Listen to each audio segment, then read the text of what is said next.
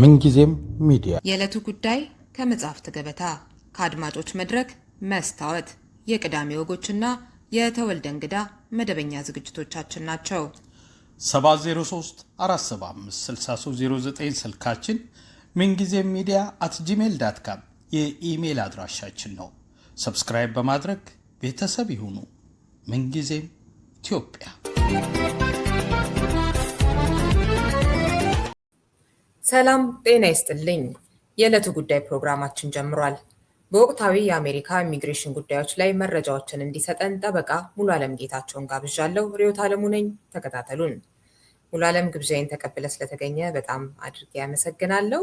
የአሜሪካ የዜግነትና የኢሚግሬሽን አገልግሎት ረቡዕ ዕለት ስላወጣው የጊዜያዊ ጥበቃ ወይም ቲፒኤስ መቋረጥ ከተመለከተው ኢትዮጵያንም ከሚያካትተው መረጃ እንጀምር እስኪ። ርዕዮት እኔም አመሰግናለሁ። ጊዜ ያክብረልኝ። እንግዲህ ቲፒኤስ ከዚህ ምንድነው ቲፒኤስ ያለበት ወይም ጊዜያዊ ጥበቃ ያለበት ደረጃ የቦስተን አንደኛው ሰርኪት ፍርድ ቤት የኢትዮጵያን የተቋረጠውን ቲፒኤስ ፕሮሲጀራል ዲፌክት አለበት፣ እንደገና ደግሞ ሞቲቬሽኑ ሬሻል ወይም ደግሞ የዘር መድሎ ነው፣ ሬሻል አኒሞሲቲ ወይም ጥላቻ ነው። ለዚህ ደግሞ ፕሬዚዳንቱ እና ዲኤችኤስ ሴክሬታሪ እንደገና ትልልቅ ፖሊሲ ሜከሮች የተናገሩትን ንግግሮች መሰረት አድርጎ መልሶት ነበር። የመለሰው ቲፒኤስ መቋረጥ የለበትም በሚል ሳይሆን ቲፒኤሱ የተቋረጠበት ሂደት አጠቃላይ የአሜሪካንን የኤፒኤ የዚህ የአድሚኒስትሬሽን ፕሮሲጀራል አክትን የሚቃረን ነው የሚል ነው መሰረቱ። ስለዚህ ዲኤችኤስ ያን ተመልሶ እንዲፈትሽ ነው። ዲኤችኤስ ይሄ የህግ ሂደት በሂደት እያለ የሶሪያ እና የሄቲ ወይም ሄዥያን ቴምፖራሪ ፕሮቴክሽን ስታተስ እንደዚሁ ሲቋረጥ የታች ፍርድ ቤት ይህንንም በተመሳሳይ አናሊሲስ አስቆሞት ነበረ። እነዚህም ሁለቱን ነጥሎ ብቻ ወደ ጠቅላይ ፍርድ ቤት ወሰደ። ጠቅላይ ፍርድ ቤት ያለው ምንድነው የፕሮሲጀራል ሂደቶች ኤንድ አድሚኒስትሬቲቭ ዲሲሽኖች ኤክስክሉሲቭሊ የኤግዚኪዩቲቭ ብራንቹ ናቸው፣ የአስፈጻሚው የፕሬዚዳንቱ ስልጣን ነው። ስለዚህ ያን ፕሬሮጌቲቭ ኮርቶች መንካት የለባቸውም። አድሚኒስትሬቲቭ ሪቪው አንሌስ ክሊር የሆነ የሬዝ ሞቲቬሽን ከሌለው በቀር ያንንም ማሳየት እስካልተቻለ ድረስ አድሚኒስትሬቲቭ ሪቪውን ኮንግረስ ሲያጸድቀው ኤግዚኪዩቲቭ ብራንቹ ብቻ ኤክሰርሳይዝ እንዲያደርግ ነው። ዲስክሬሽኑ ያለው ኤግዚኪዩቲቭ ብራንቹ ጋር ነው። እዚህ ያን ፕሮሲጀራል ሂደት ዲፌክቶችን ሪቪው ማድረግ አይችልም የሚል አናሊሲስ ነው የሰጡት። እንግዲህ ይሄ በጣም ማሲቭ የሆነ ፓወር ለኤግዚኪዩቲቭ ብራንቹ አሁን ያለው የሱፕሪም ኮርት እየሰጠ መሆኑን የሚያሳይ ነው። ይህና ተመሳሳይ ውሳኔዎች ስላሉ በኤፒኤ እና አድሚኒስትሬቲቭ ህጎች ዙሪያ ማለት ነው። ስለዚህ ቲፒኤሶች መቀጠል የለባቸውም አይቀጥሉም አይደለም ሱፕሪም ኮርት የሚወስነው። ሱፕሪም ኮርትም ዲኤችኤስ የሚወስነው ውሳኔ ፋይናል መሆን መቻል አለበት። በዚህ ዙሪያ ቲፒኤስ ለማቋረጥ ሂደት ውስጥ ክሊር የሆነ ኤትኒክ ኤንድ ሬሻል ሞቲቬሽን ማሳየት ካልተቻለ ከላይ ያሉት አድሚኒስትሬቲቭ ላይ የሚናገሩት ሰዎች ኦፍኮርስ አንዳንዶቹ የሚያስደነግጡ ናቸው ብሏል ሱፕሪም ኮርቱ። ግን ይሄ ሬሻል ሞቲቬሽን እንዳላቸው ግን የሚያሳይ አይደለም። ለዚህ አንደኛው ምክንያት የሁሉም ቲፒኤሶች ነው የተቋረጠው። የአንድ ብሔር የአንድ ማንነት ያላቸው ሰዎች ብቻ አይደለም፣ አክሮስ ዘ ቦርድ የሁሉም ነው። ነገር ግን እውነታውን ብንመለከተው አክሮስ ዘ ቦርድ ያሉት የቴምፖራሪ ፕሮቴክሽን ስታተስ አሁን የትራምፕ አድሚኒስትሬሽን ይምጡልን ከሚላቸው ሀገሮች የሚመጡ ኢሚግራንቶች አሉ። ትራምፕ አድሚኒስትሬሽን በግልጽ እንዳለው አፍሪካውያን በእነሱ አገላለጽ ከሺቶል ካንትሪ ከሚመጡብን ከኖርዌይ እና ከዴንማርክ ሰዎች ለምን አይመጡም? ለአውሮፓውያን ደግሞ ኤክስቴንድ የሆነ ቴምፖራሪ ፕሮቴክሽን የለም። ወር ደግሞ እነሱ ከሚፈልጉበት ሀገር ምናልባትም ለሳውዘርን አፍሪካን ዋይቶችም ወይም ለአውስትራሊያ ለእነዚህ የተሰጠ ቲፒኤስ የለም። ከዛ ውጭ ያለው ሁሉ ኮንሲደር የሚደረገው እንደ ጥቁርና እንደ ማይኖሪቲ ነው። እዚህ ውስጥ ያለን አካላት እናውቀዋለን። ስፓኒሾቹ እንኳን አንዳንድ ጊዜ እኛ በመልክ ማንለያቸውም እንደ ነጮች ኮንሲደር አይደረጉም በአትሊስት የኮኬዥን ባክግራውንድ እስከሌለች ድረስ ማለት ነው። እዚህ ሱፕሪም ኮርቱ እንግዲህ ሞር ጀስቲፋይ ለማድረግ ያሰበው ይሄን የትራምፕን አድሚኒስትሬሽን ሬሻል አይደለም የሚለው ወደ ከ8 በላይ ቲፒኤሶች መቋረጣቸው እና እነዚህ ብዙ ሀገሮችን ማካተቱ ሬሻል ሞቲቬሽን እንዳለው የሚያሳይ አይደለም። ሬሻል ሞቲቬሽን ለማሳየት ከዚህ በላይ ኤቪደንሶች ያስፈልጋሉ ብሏል። ስለዚህ ዲኤችኤስ ይህን የሁለቱን ሀገሮች ዲሲሽን ወስዶ ነው ይሄ ለ8 ሀገሮች ቲፒኤስ የተቋረጠባቸው ሁሉ ይሰራል። ከዚህ በኋላ ወደ ፋይናል ማቋረጡ ሂደት ሄዳለሁ። ለፍርድ ቤቶችም ይህን ዲሲሽን በሌሎቹ ቲፒኤሶች ላይ የወሰኗቸው ፍርድ ቤቶች አሉ፣ እንደ ቦስተን ፍርድ ቤት ማለት ነው። እነሱ ይህን ውሳኔ ሪፈር አደርጋለሁ፣ ከዛ አቋርጣለሁ። እስከ ጁላይ 10 ድረስ የስራ ፈቃዱ እንደሚሰራ ተናግሯል። ከጁላይ 10 በኋላ ምን ይሆናል? የዛ እንግዲህ አዲስ ኖቲፊኬሽን እንደሚሰጥ ነው የሚታመነው። አሁን ያለው የኢትዮጵያ ቴምፖራሪ ፕሮቴክሽን ስታተስ የወርክ ፐርሚት ብቻ እስከ ጁላይ 10 ይሰራል። መቆየት እስከ መቼ ድረስ እንደሚችሉ ግልጽ አይደለም። ከጁላይ 10 በላይ መቆየት ይችላሉ። ወርክ ፐርሚቱ የሚያልቅበት ነው ጁላይ 10 የተባለው። ስለዚህ ጁላይ 10 ድረስ ያው ዝም ብሎ መጠበቅ ነው ሊሆን የሚችለው። ከጁላይ 10 በኋላ ነው ነገርየው ሊታወቅ የሚችለው። ምንድን ነው የዲኤችኤስ ሴክሬታሪ ሙለን ያለው ነገር ወደ ሌሎች ስታተስ መሄድ የሚችሉ ሰዎች በጊዜ ወደ ሌሎች ስታተስ መሄድ ይኖርባቸዋል የሚል ንግግር ተናግሯል። ግን የአሜሪካን ኢሚግሬሽን ሂደት በጣም ከባድ ኢሚግሬሽን ሂደት ነው።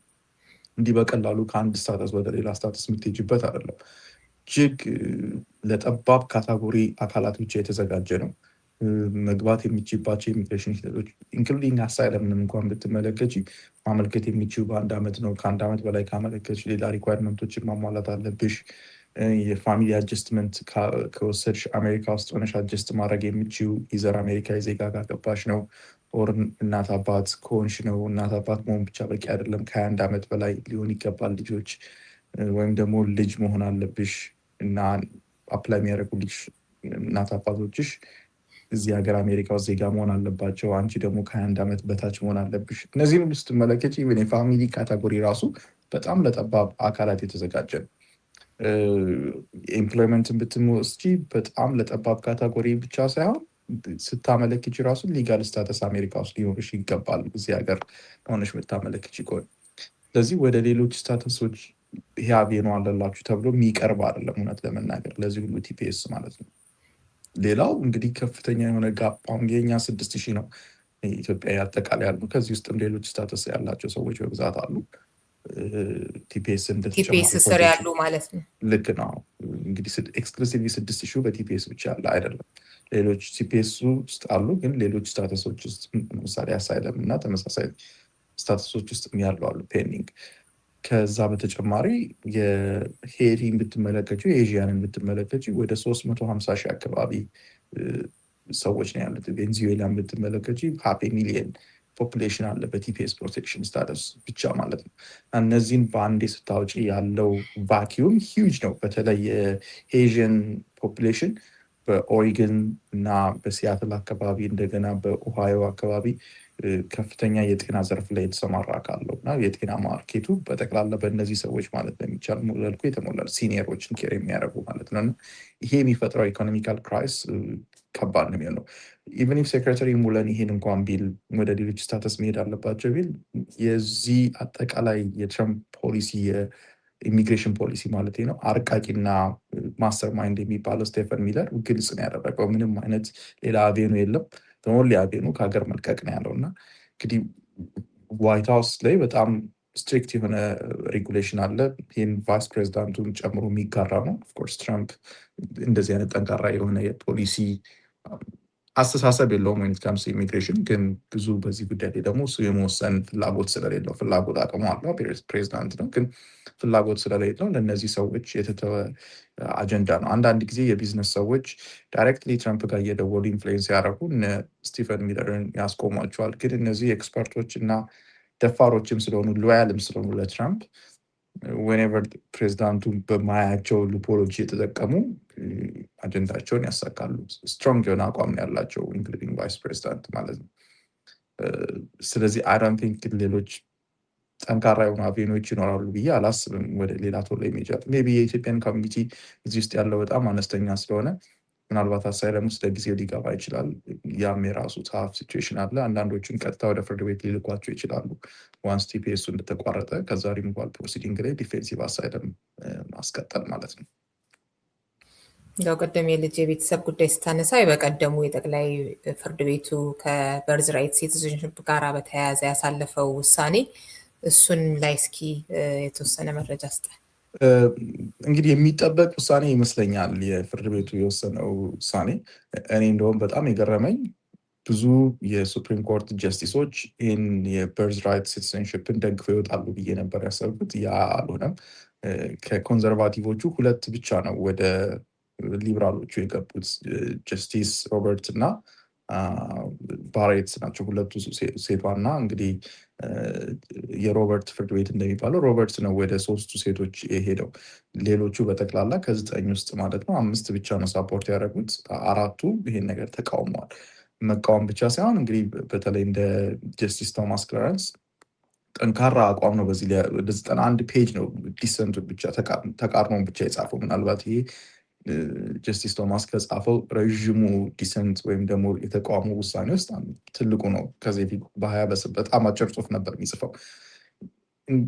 ይሄ የሚያሳይሽ እንግዲህ የአሜሪካን የኢሚግሬሽን ሲስተም አሁን ሳው ስኩል ላይ ብዙ ጊዜ ስለ አንድ ውሳኔ ስትማሪ በምን ያህል ድምፅ ነው ያለፈው የሚለው ወሳኝ ነው። ምክንያቱም 5-4 አለፈ ማለት አንድ ዲሲሽን ተመልሶ የመምጣት ቻንሱ በጣም ከፍተኛ ነው።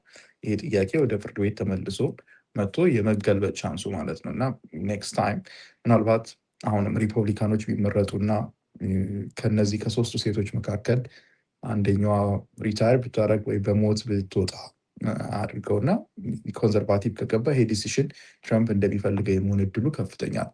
ግን ለአሁን አትሊስት የተጠበቀ ውጤት ተገኝቷል። የተጠበቀ ውጤት የበርዝ ራይት ሲቲዝንሽፕ ጠንካራ የሆነ የኮመን ሎ ህግ ነው። የአሜሪካን ሊጋል ሲስተም ደግሞ ኮመን ሎ ሲስተም ነው። ስለዚህ ከኮመን ሎ ሲስተም የወረደ ህግ ነው። አንድ ሰው አሜሪካዊ ዜጋ የሚሆነው አሜሪካ ውስጥ በመወለድ እና ከአሜሪካ እናት አባት በመወለድ ነው፣ ወይም በብለድ እና በሶይል ነው የሚለውን ነገር አጽንተውታል። ከዛም በተረፈ በተለይ ጀስቲስ ቶማስ ያለው ነገር ምንድነው? አሜሪካዊ ዜግነት የመብትን ጉዳይ ነው። አንድ ሰው አሜሪካ ውስጥ በመወለድ ያ ራይት አለው። የማንነት በተፈጥሮ የሚገኝ ኢንኤሊየነብል የሚባለው ማንም ሊነፍገን የማይችለው ራይት የሚያጎናጽፍ ነው። አሜሪካዊ ዜግነት እንደ ሌሎች ሀገሮች ያለ ከፓትሪዮቲዝም ኤንድ ጀስት ሲምፕል የሆኑ ከሶይል ጋር የሚገናኙ ከታሪክ ጋር የሚገናኙ ናሽናሊስቲክ ፊሊንግ ብቻ ያለው አይደለም፣ የመብት ጉዳይ ነው። ስለዚህ አንድ ሰው አሜሪካ ውስጥ በመወለድ የዛ መብት ተጠቃሚ የዛ መብት ተጎናጻፊ እንደሆነ የምናመለክትበት ነው የሚል ጠንካራ ዲሲሽን ሰጥተዋል። እንግዲህ የትራምፕ አድሚኒስትሬሽን ጠብቆት ነበር እንደዚህ አይነት ውሳኔ እንደሚመጣ።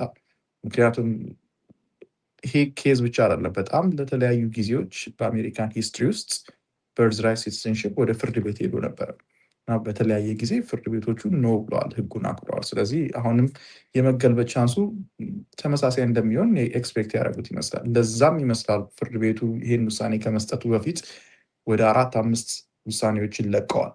እነዚያም 4-5 3ቱ ከእነዚህ ውስጥ የኢሚግሬሽን ውሳኔዎች ናቸው እና ጠቅላላ የትራምፕን አድሚኒስትሬሽን ፌቨር የሚያደርጉ በሳሙኤል አሊቶ ጀስቲስ ሳሙኤል አሊቶ የተጻፉ ውሳኔዎች ነበሩ እና በጣም ጠንካራ ሁኔታ ቦልድ ዲቲፒኤስን ጨምሮ አንድ ሰው ግሪን ካርድ ኖሮት በወንጀል ከተጠረጠረ ብቻ ሪሙቫል ፕሮሲዲንግ ውስጥ ይገባል ከሌላ ሀገር ሲመጣ የሚለው፣ አሳይለም ከቦርደር ሆኖ መጠየቅ አይቻልም የሚለው፣ እነዚህም ጨምሮ ሙሉ ለሙሉ የትራምፕን አድሚኒስትሬሽን ፌቨር የሚያደርጉ ዲሲሽን የለቀቁበት ምክንያት የበርዝ ራይት ዲሲሽኑን ቶን ዳውን ለማድረግ ነው።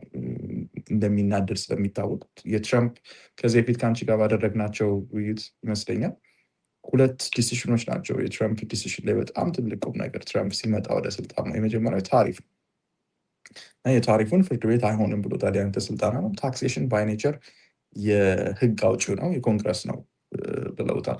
አሁን ደግሞ ሁለተኛው ትልቅ አቀንቅኖ የነበረው ሲመጣ የበርዝ ራይት ሲቲዝንሽፕን አስቆማለሁ ነው። ምክንያቱም የቻይኖች እየተጠቀሙበት ነው፣ ኤክስፕሎይት እየተደረገ ነው የሚል ፍልስፍና ይዘው የመጣው ነው። ያንንም ፌል አድርጓል በፍርድ ቤቱ።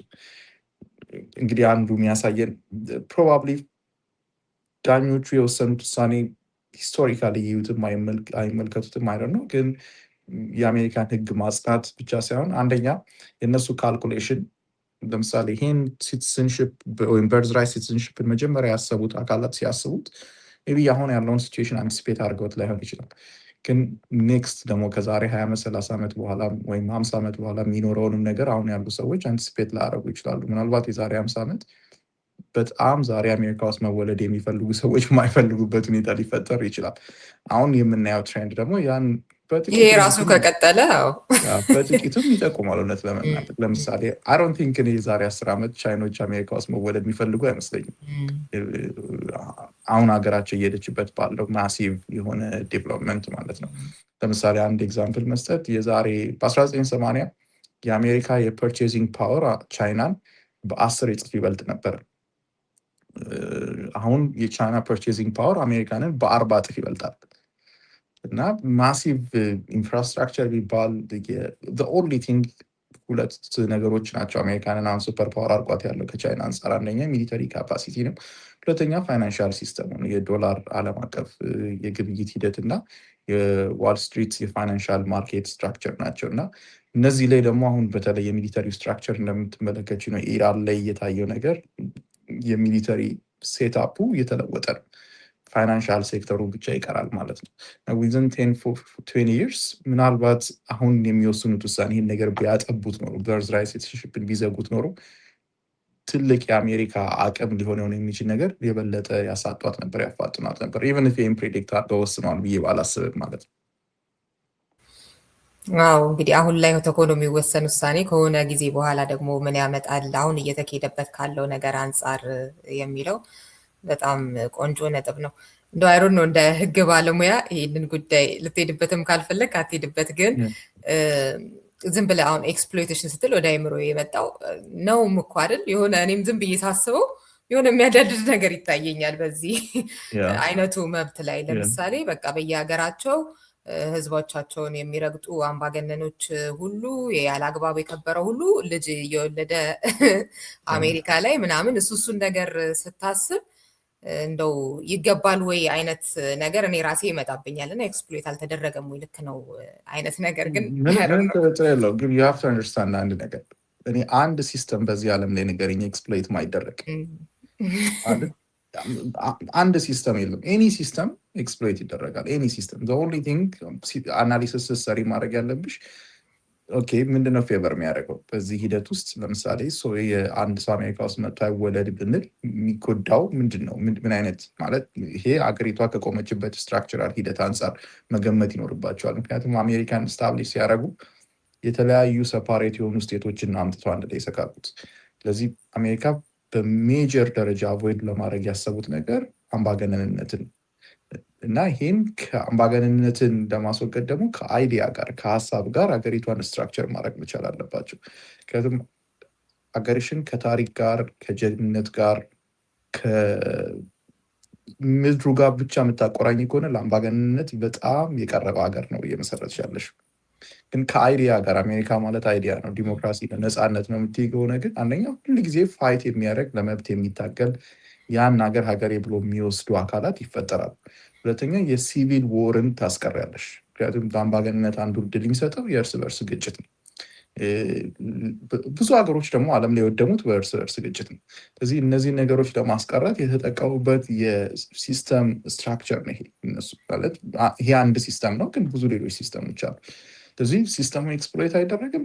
ጀስቲሶቹ እኮ የጠፍቷቸው አይደለም። አራንቲ እንግዲህ የመጀመሪያዎቹም ሰዎች ስትራክቸር ሲያደርጉት ይሄ ነፃ የሆነ ፐርፌክት ሲስተም ነው ብሎ አይደለም ስትራክቸር ያደረጉት። ግን የሰውን ኔቸር ካጠኑ በኋላ በዚህ የሰው ኔቸር ውስጥ አትሊስት የምንፈልገውን ነፃነትና ፍሪደም ለብዙ ጊዜ ኤግዚስት እንዲያደርግ የምናደርገው በየትኛው ነው? ምክንያቱም አሜሪካ የተቋቋመችው አሜሪካ አንቲቴሲስ ኦፍ ኢሮፕ ነው። የኢሮፕ የነገስታት አገር ነው፣ የታሪክ አገር ነው። ያን የጠሉት እነሱ እንደ ኢሮፕ ይህን ሀገር ማድረግ አንፈልግም ያሉት። እዚህ እንደ ኢሮፕ ማድረግ ካልፈለጉ ሞር ከፍሪደም ጋር ከነፃነት ጋር ማያያዝ አለባቸው። ከሀሳብ ጋር የሚያያዝ ከሆነ ደግሞ የሶይልን በርዝ ራይት መፍቀድ መቻል አለባቸው። አንድ ሰው አሜሪካ ውስጥ በመወለድ ብቻ የዚህ ሀገር ማንነትን ሙሉ ለሙሉ እንደሚጎናጸፍ ከተሰማው በመወለድ ብቻ አይደለም ዜጋ ከሆነም በኋላ ያ ዜግነት የሚሰጠው ነገር ይሄ ከሆነ ለምሳሌ እንደ ኢላን ኦመር እንደ ሜላት ኪሮስ ኤኒበዲ መቶ ከሌላ ሀገር እንኳን ቢወለድ ለአሜሪካ መብትና ነፃነት የሚታገል ከሆነ አሴት ነው። የዛሬ ፕሮባብሊ አይ ቲንክ 10 years አካባቢ የሲንጋፖር ፕራይም ሚኒስተር የቻይናን ፕሬዚዳንት ዚን አግኝቶት ነበር እና አሜሪካንን ማሸነፍ የማትችሉበት ብቸኛ ነገር አንድ ነው፣ እናንተ የስኪልስ ፑላችሁ የስኪል የመዋኛው ገንዳ 1 ቢሊዮን ማህበረሰብ ነው። 1.2 ወይ ምናምን ቢሊዮን ማህበረሰብ ከዚህ ውስጥ ነው ቤስት ሰዎች የምታፈልጉት። አሜሪካ ግን 6 ቢሊዮን ፑል አላት። ከዛ ውስጥ ነው ቤስት እና ስማርት የሆኑ ክሪሞችን አውጥታ የምትጠቀሙ። ስለዚህ ይሄን ነገር ዲፊት ማድረግ አይቻልም። ምክንያቱም ቻይና ብትሄጂ ልትማሪ ትችላለች፣ ግን መቼም ቻይና ያቶኝ መቼም እዛ ሀገር በጣም ካልቸር ያለው ኤኒሸንት ሀገር ነው። ቋንቋው ዲፊካልት ነው። ፋንዳሜንታሊ 99% ቻይናዊ ነው። በመልክ በቁመት በምን የሚመሳሰሉ ናቸው። እዛ ሀገር ሄደሽ አሶሺየት ሄደሽ አርገሽ ሀገርሽ አርገሽ ኮንሲደር ማድረግ አትችይም። አሜሪካ ውስጥ ብዙ ሰው እውቀት ያለው ሰው መምጣት እና መስፈር የሚፈልገው ሀገሩ አድርጎ መውሰድ ስለሚችል፣ ምክንያቱም ቢመጣ እሱን የሚመስሉ ሰዎች አሉ። የተለያየ ቀለም የተለያየ ቋንቋ የሚናገሩ ሰዎች ንብረት አፍርተው ሀብታቸውን ገንብተው መኖር የሚችሉበት ሁኔታ አለ። ያ ሴፍቲ ስለሚሰማው ልጆቹ ቢወለዱ አሜሪካ የሆነው ፕሬዚዳንት መሆን የሚችሉበት ሀገር እንደሆነ ስለሚያምን ብዙ እውቀት ያለው ሰው ብዙ አቅም ያለው ሰው ወደዚህ ሀገር ይሰደዳል። ይሄ ሊጋል ስትራክቸር ነው ያን የፈጠረው። ኤክስፕሎቴሽን ብቻ ፈርተሽ ሲስተም ኤክስፕሎይት ይደረጋል ብዬ ከዘጋሽ ኦኬ ምንድነው ሉዝ ማድረገው? ይሄ ኢንሴንቲቭ የሚፈጥራቸው ነገሮች ምንም ጥርጥር የለም አለ። ግን ሉዝ የምታደርጊውስ ነገር ምንድነው? እስቲ ኢንታይር አሜሪካን ነው ሉዝ የሚያደርጉት ለመናገር which they did actually called ኢለን መስክን ካየሽው ኢለን መስክን የምትከታተይ ከሆነ በጣም እከታተላለሁ። ምክንያቱም he's very smart, extremely smart ነው። አስፈሪው ነገር extremely ሀብታም ነው እና ከዛ ደግሞ ኤክስትሪምሊ ሬሲስት ነው። እነዚህ ሲደባለቁ አደገኛ ነው በጣም። አንደኛ ለምንድን ነው አደገኛ የሚሆነው? ስማርት ሰው ደደብ የሆነ ነገር ከተናገረ ሰው ዋዚፍ ስማርት እንደሆነ ነው የሚያስበው። ምክንያቱም ሰዎች የምናስበው በአሶሲዬሽን ነው። አንድ ሰው በጣም ምርጥ መኪና ሲነዳ ብታዩ ሀብታም ነው ብለሽ ነው የምታስበው፣ አሶሺየት ነው የምታደርጊው። ለምሳሌ በማትስ ጎበዝ የሆነን ሰው በፖለቲክስ በኢንጂነሪንግ ኦር ኤቭሪቲንግ ጎበዝ እንደሆነ አሶሺየት ታደርጊያለሽ። ሪያሊቲ ግን እንደዛ አይደለም። አንድ ሰው ለምሳሌ በጣም ጥሩ ዶክተር ይሆንና ቤት ውስጥ በጣም አረመኔ ክፉ ሰው ሊሆን ይችላል። በስነ ምግባሩ የወደቀ ሊሆን ይችላል። እንደዚሁ ደግሞ አንድ ሰው ቤስት ኢንጂነር ሆኖ when it comes to politics እጅግ ደደብ ሊሆን ይችላል። ኢለን መስክ ላይ የምታዩ አይነት ስብዕና ያ ለምንድን ነው የጠቀስኩት? የዩኤስኤድን ቪኦኤን የዘጉበትን መንገድ የምትመለከች ከሆነ እነሱ ያሰቡት በጣም አነስተኛ ገንዘብ ሴቭ ማድረጋቸው ነው። ግን እነዚህ ሴታፖች የአሜሪካን የሶፍት ፓወር በዓለም ላይ የገነቡ ነበሩ። ለምሳሌ አሁን ኢማጂን አሁን ቪኦኤ በመቅረቱ አሁን አንዳንድ ጊዜ ላናስተውለው እንችላለን እንጂ ኢትዮጵያ ውስጥ ሌላ ታማኝ የምትችይው ቮይስ የለም። አሁን ቪኦኤ ዘገበ እየተባለ ብዙ ጊዜ የምናወራው ሶሻል ሚዲያ ላይ የምንለቀው ቪኦኤ እንዲያለ ማታ የተገነባው ክሬዲቢሊቲ አለ። የአሜሪካ ቮይስ ነው ይሄ የሚለው ነገር እና የኢትዮጵያ ማህበረሰብ ራሱ ከቮይስ ኦፍ አሜሪካ ሲሰማ የሚያምነው ነገር አለ። የአሜሪካው አቋም ነው ይሄን ይላል። አሁን ያ የለም፣ ምንም የለም። አንደኛ። ሁለተኛ የዚህ የዩኤስኤድ መፍረስ ነው። እነዚህ አንደኛ ኢን ዘ ሎንግ ተርም አሜሪካ ውስጥ የሚመጡ በሽታዎች እንዲፈሉ እያደረገ ነው። ሁለተኛ የአሜሪካን ሶፍት ፓወር ሉዝ እያደረጉ ነው በብዛት። ብዙ ሀገሮች ዩኤስኤድ ከሌለ ዋይ ውድ አሜሪካንን ለምን ሳፖርት ያደርጋሉ? ለምን ከቻይና ጋር ለምን ከራሻ ጋር አይቆሙም? ምክንያቱም ምንም they have nothing to lose አሁን ያኔ ፈርተው ሀገሪቷን ከግማሽ በላይ እየረዳ ያለ አካል ነበረ። ምናልባት ከአሜሪካ መንግስት ስንዴ መቀበል ብናቆም በረሃብ ምክንያት ሪቮልት የሚያደርግ ማህበረሰብ አለ፣ ሀገራችንን ማስተዳደር አንችልም፣ ስለዚህ ቢያንስ ምንዘርፎም ልናጣ ነው ብለው በሆነ መጠን ከአሜሪካን ድምፅ መስማት የመንግስቱን ፖይንት ኦፍ ቪው ማስተናገድ የሚችሉ መሪዎች ነበሩ በብዙ ሀገር። ያሉ ስታረጊው ሶፍት ፓወርሽን እንዱስ ታረጊያለሽ። አሜሪካ ደግ ናት፣ አሜሪካ ተቀባይ ናት የሚለውን መንፈስ በእነዚህ ኢንስቲትዩሽን ውስጥ የሚያልፍ ነው። አሁን ያን ሉዝ በማድረጋቸው በጣም ብዙ ጋፖች በብዙ ዓለም ላይ እየተመለከትን ነው፣ እውነት ለመናገር አሜሪካንን አስመልክቶ ያሉ ማለት ነው። ስለዚህ ኢሜል ሎዝት አንዳንድ ጊዜ ግን ኤክስፕሎይት ተደርጓል። ዩኤስኤዲ ኤክስፕሎይት ተደርጓል። ባልሆነ ላልተፈለገ ነገር ውሏል። ሌሎች የአሜሪካን የፓወር መገለጫዎችም አቢዩዝ ተደርገዋል። አቢዩዝን ከላከላለሁ ብለሽ ትዘጊው ከሆነ በጣም ትልቅ ጠብቀዋል ያልሽውን ነገር ሎዝ ልታረግ ትችላለሽ። ልክ ነው። በተለይ ማለት ያው የነ ሜላት ኪሮስንም ገልጸሃል። በእርግጥ እሷ የተወለደችው እዚህ አይደለም። እንደዚህ በጣም ብዙ ሰዎች ሁለቱም ኢላን ኡመርም እዚያ ነበሩ፣ እዚያ ተወልደው የመጡ ናቸው። ያኛውን የጠየኩ ልክ ነው። አንዳንዴ የሆነ አቢዩዝ እንዳይደረግ ብለህ የምትዘጋው ነገር ሌላ ደግሞ ጥቅም ትልቅ ሊኖረው ይችላል እና የሆነ አይነቱን ችግር ብቻ አይተህ የበለጠ ችግር የሚያስከትል ነገር ልታደርግ ይችላል። ከዚህ በኋላ አሁን ባለው መንገድ ከተቀጠለ ወደፊት ይፈለጋል ወይ? የማይፈለግ ከሆነ ደግሞ እንደዚህ አይነቱን ነገር ዝግ ማድረጉ ጥሩ አይደለም አይነት ብለህ ቅድም ያመጣው አርጊመንትም በጣም አሪፍ ነው። እኔ ከምኑ አንጻር ነው ያየሁት? ያው ይወልዳሉም ሲጀመርም ይሄ የሚገኘውን በዜግነት ጥቅም ለማግኘት ነው እንጂ ከአሜሪካ ጋር ምንም የሚያገናኛቸውም ነገርም ለአሜሪካም የሚሰሩበትም ነገርም በአብዛኛው አይኖርም። ጥቅሙን ብቻ ነው የሚጋሩት አይነት ነገር እና ከዛ ደግሞ እነማናቸው ሰዎቹ ሲባል ቅድም ያልኩ አይነት የሆነ አምባገነኖች ያለአግባብ ሀብት ያከማቹ ምናምን አይነት ሰዎች አይነት ነገር ወደ አይምሮ ሲመጡ ይሄ ነገር እኮ እውነትም አለው አይነት ያሰብኩኝ። በዴታ ብንመለከተው ለምሳሌ እዚህ ሀገር ላይ መውለድ የሚችሉ ማን ናቸው? በአብዛኛው ሀብታም ናቸው፣ ሁለተኛ የተማሩ ናቸው፣ ሶስተኛ ስልጣን ያላቸው ናቸው። የእነዚህ ሰዎች ልጆች ከብዙ ማህበረሰብ የተሻሉ ልጆች ናቸው የሚሆኑት። በአካዳሚክ ብትመለከቺ፣ በአስተዳደግ ብትመለከቺ፣ ካልቸር በመሆን ደረጃ እንደገና ደግሞ በሀብትም ብትመለከች ማለት ነው። ስለዚህ ወላጆቻቸው አትሳይንድ ኦፍ ዘዴይ ወዴት ገንዘብ ማሸሽ ይጀምራሉ ማለት ነው። ልጆቻቸው ወዳሉበት ሀገር ገንዘብ ያሻሉ። አንድ ሁለተኛ፣ በየሀገራቸው እነዚህ ሰዎች ፖሊሲ ሜከር ናቸው፣ ኢንፍሉዌንሰር ናቸው። ምክንያቱም የሀብታም ልጆች ናቸው፣ ስልጣን ያላቸው ልጆች ናቸው፣ የተማሩ ሰዎች ልጆች ናቸው። ስለዚህ አሜሪካዊ ለአሜሪካ ዞሮ ከአሜሪካ ጥቅም አንጻር ካሰብ ነው ኢንዳይሬክትሊ በጣም ብዙ ሀገሮችን እየገዙ ነው ማለት ነው። ለምሳሌ ሶማሌላንድን ብትመለከች 3 ጊዜ 4 ጊዜ ፕሬዚዳንት የሆኑ ሰዎች፣ ጠቅላይ ሚኒስትር የሆኑ ሰዎች የአሜሪካ ዜጋ ነበሩ እና ሶማሌ ሀገር ለሚያጠፉት ጥፋት አሜሪካዊ ስለሆኑ የአሜሪካ መንግስት ይጠይቃቸዋል። እዚህ አሜሪካ ፍርድ ቤት ይችላል። እዚህ ኮንትሮል እያደረጋቸው ነው እና ይሄ ሌላ የኮንትሮል ሜካኒዝም። አንዳንድ ጊዜ በበርዝ ሲቲዝንሽፕ የመጣው ቤኔፊትን እና ሉዝ የተደረገውን ነገር ቁጭ አድርገሽ ብትመለከች አይ ዶንት ቲንክ ዳት ማች አሜሪካ ሉዝ ያደረገችው ነገር ያለ አይመስለኝም። ቢያረጉ ኖሮ እነሱ ሪሊ አሜሪካንን እየጎዳት እንዳለ መረጃው ቢያመለክት ነው ፈጽሞ አትጠራጠሪ፣ ይሄ ነገር የዛሬ 30-40 ዓመት ቆሞ ነበረ። ደጋግሞ በተለይ ከመቅረቡ አንጻር እዚህኛውም ዜና ላይ እስኪ ሪፍሌክት ደስ ይለኛል። ዛሬ የወጣው የፊፍዝ ሰርኪት የወሰነው ነው። እንግዲህ በቦርደር የገቡ ሰዎች ቦንድ አያስፈልጋቸውም ወይም በቦንድ መውጣት አይችሉም የሚል አንድ ክርክር አለ በዲኤችኤስ በኩል። ይሄ ደግሞ በአንዳንድ ሰርኬቶች ኢንክሉዲንግ ቴክሳስ በ5ኛው ሰርኬት ተቀባይነት አግኝቶ ነበር እስካሁን ድረስ ማለት ነው።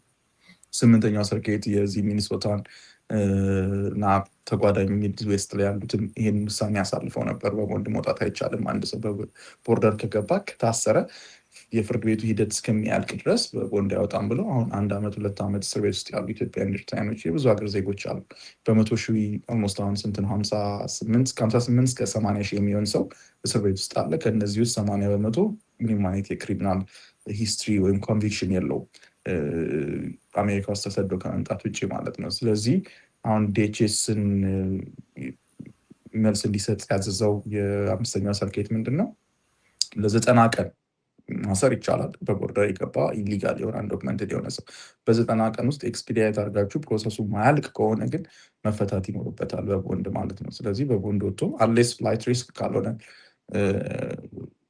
ኦር ደግሞ ለኮሚኒቲ ዴንጀር ካልሆነ ማለት ከዚህ በፊት የተለያዩ የኮርት ሂደቶችን እንዲመጣ ተደርጎ ካልመጣ እና ድንገት አይስ ይዞት ያሰረው ከሆነ፣ ሁለተኛ ደግሞ ለኮሚኒቲ ዴንጀር ካልሆነ ክሪሚናል ሂስትሪ ኖሮት መልቀቅ፣ ይሄን ኮሚኒቲውን መልሶ ኢንዳንጀር የሚያደርግ ካልሆነ ወይም ይሄን የስፖንሰር ይቅርታ 5,000 ብር 10,000 ብር 20,000 ብር የተመደበበትን የቦንድ ጥየቃ መክፈል የማይችል ካልሆነ ብቻ ነው መቆየት ያለበት የሚል ነው። ይሄ እንግዲህ ለብዙ ኢትዮጵያውያን ትልቅ ድል ነው። በተለይ ከ5ኛው ሰርኬት ከመጣ 5ኛው ሰርኬት በጣም ከባዱ ሰርኬት ነው ለኢሚግሬሽን ኮርቶች ማለት ነው። በጣም ጠንካራው የዲኤችኤስን አቋም ብዙ ጊዜ የሚደግፍ ነው። ሌላኛው 8ኛው ሰርኬት ነው። እንግዲህ ከዛ የመጣ ውሳኔ ስለሆነ እንደ ትልቅ ድል፣ በተለይ ደግሞ ሰዎች የሚታሰሩት በ5ኛው ሰርኬት ሉዊዚያና፣ ሚሲሲፒ፣ ቴክሳስ እነዚህ ጋር ነው በአብዛኛው የሚታሰሩት እና ለብዙ ሰዎችም ትልቅ ረፍት የሆነ ውሳኔ ነው። ቶሎ ቶሎ ጉዳዮች የመታየት ነገር ሲኖር ምን አይነት ይዘት ነው ሊኖራቸው የሚችለው ውሳኔዎቹ? ቶሎ አንድ ውሳኔ ቶሎ የሚፋጠን ከሆነ ኦፍኮርስ የሚያመለክች ነገር ያው በዛ ጉዳይ ላይ ቶሎ ውሳኔ ተሰጥቶ ሪፖርት ለማድረግ አስቦ ነው ዲኤችኤስ የሚያፋጥ ነው። ግን እንደ ዳኛ ይወስነዋል። ዳኛው በኬዙ ካመነበት አሳይለሙን ግራንት ሊያደርግ ወይም ደግሞ የተለያዩ ቤኔፊቶችን ግራንት ሊያደርገው ይችላል። ስለዚህ ዳኛው ላይ የሚኖረው አስተዋጽኦ አነስተኛ ነው። ግን የዲኤችኤስ አቋም ደካማ ኬዝ ነው።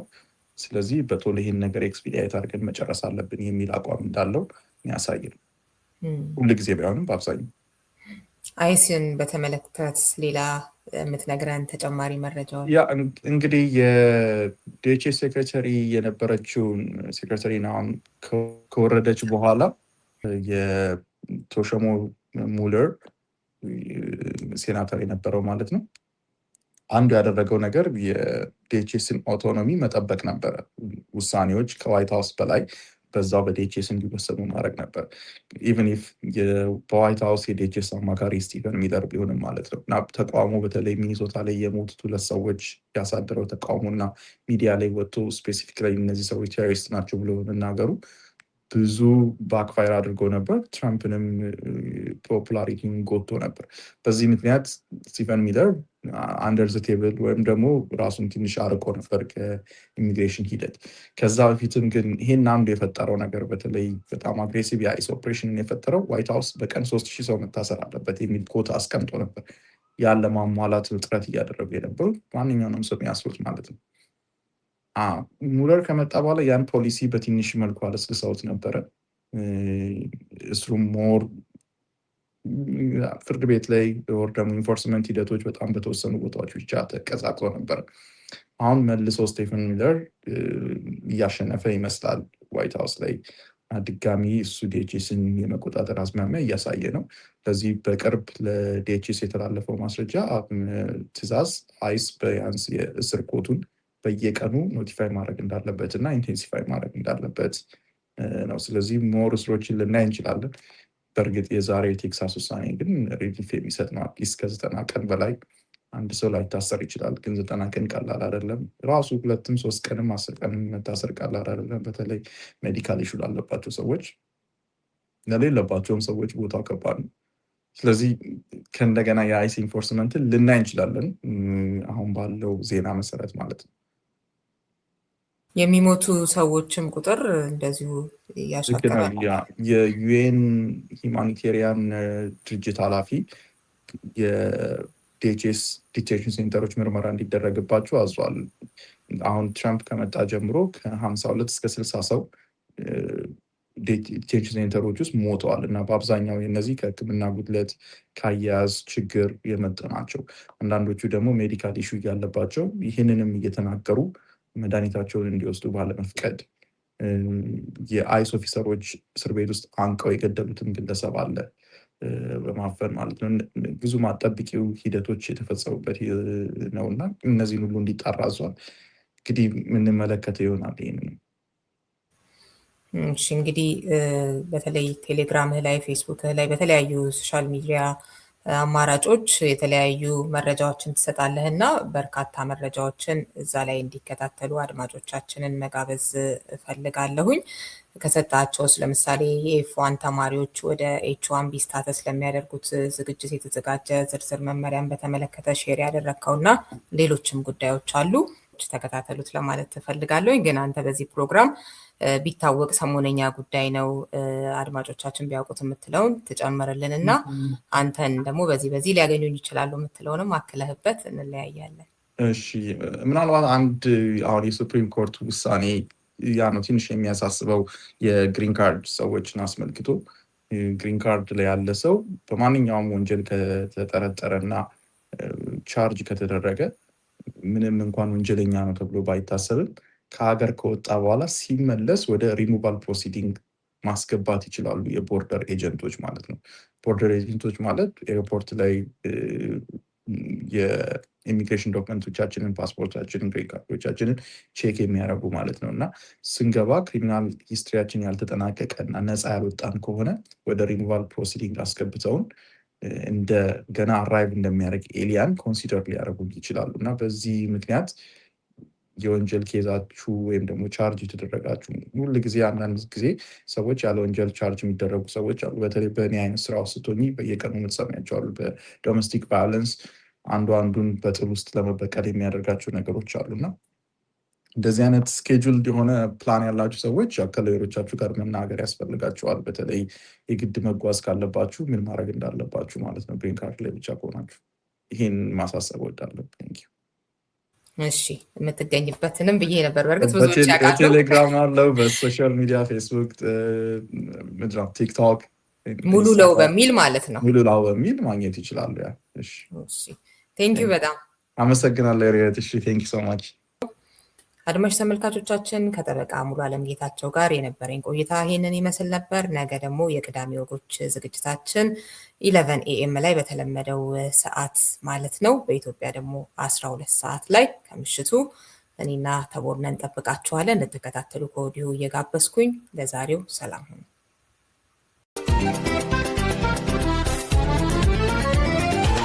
ምንጊዜም ሚዲያ የዕለቱ ጉዳይ ከመጽሐፍት ገበታ ከአድማጮች መድረክ መስታወት የቅዳሜ ወጎችና የተወልደ እንግዳ መደበኛ ዝግጅቶቻችን ናቸው።